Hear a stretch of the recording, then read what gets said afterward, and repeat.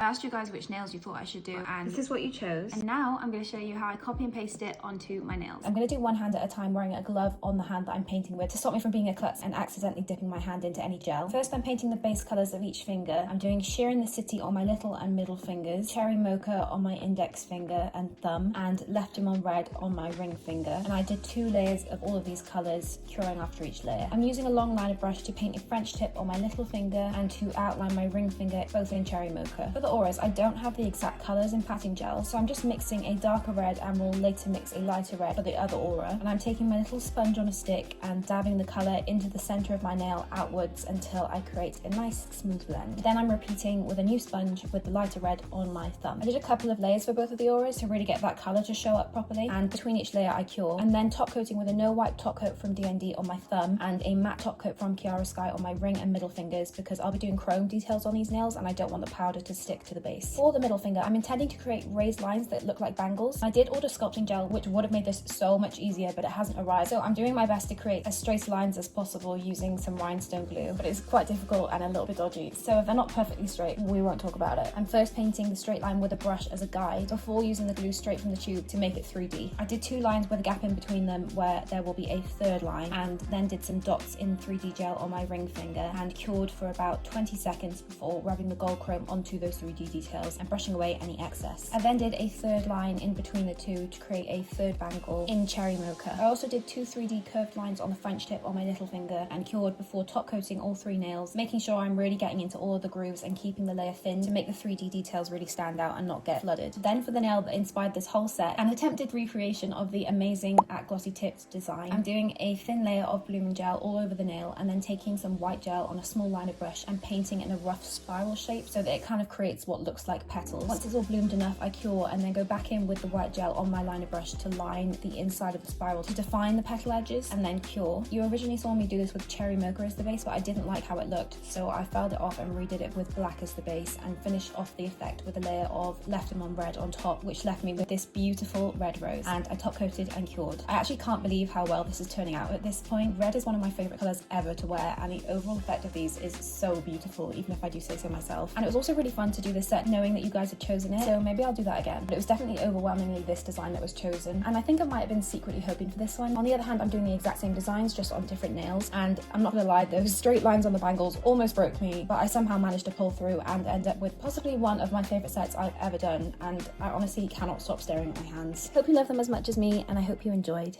Bye!